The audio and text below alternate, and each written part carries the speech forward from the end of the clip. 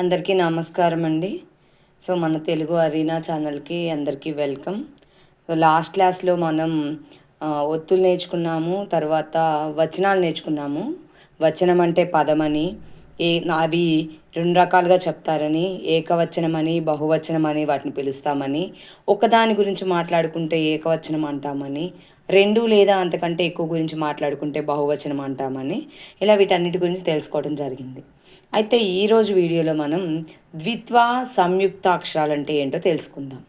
So మనం ఒత్తుల పదాలు నేర్చుకుంటాము. ఫస్ట్ ఒత్తులు నేర్చుకున్నాక ఒత్తులతో పదాలు నేర్చుకుంటాము.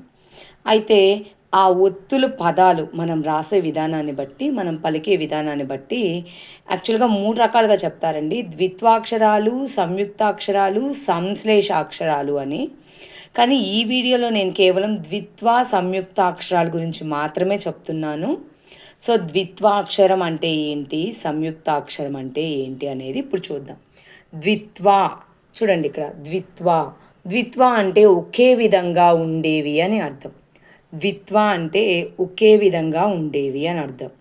ఎగ్జాంపుల్, మనం ఏ అక్షరం అయితే రాస్తామో ఆ అక్షరానికి దాన్నే మళ్ళీ ఒత్తుగా ఇస్తే, అదే ఒత్తుగా ఇస్తే అలా రాసేదాన్ని ద్విత్వాక్షరం అంటాం. ఇక్కడ చూడండి ఉదాహరణ: అక్క, కాకి కావొత్తుంది. పిచ్చుక, చూకి చావొత్తుంది. ముగ్గు, గాకి గూకి గావొత్తుంది. మజ్జిగ, జీకి జావొత్తుంది. చెట్టు, టూకి టావొత్తుంది. అంటే మనం ఏదైతే అక్షరం రాసామో ఆ అక్షరమే ఒత్తుగా వస్తుంది.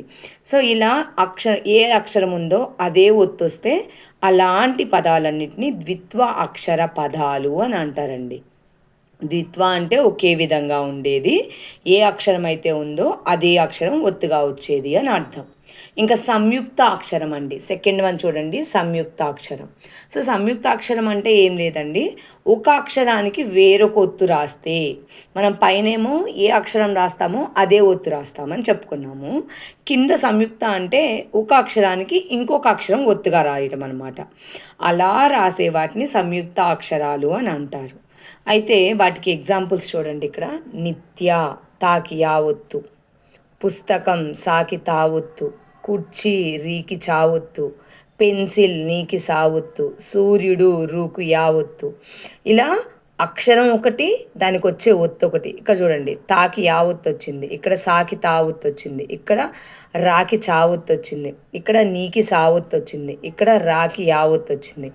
ఇలా అక్షరం ఒకటి ఒత్తు ఒకటి ఉంటేనేమో సంయుక్తాక్షర పదాలు అని, ఏదైతే అక్షరం ఉంటుందో అదే అక్షరం ఒత్తుగా వస్తేనేమో ద్విత్వాక్షర పదాలు అని చెప్పడం.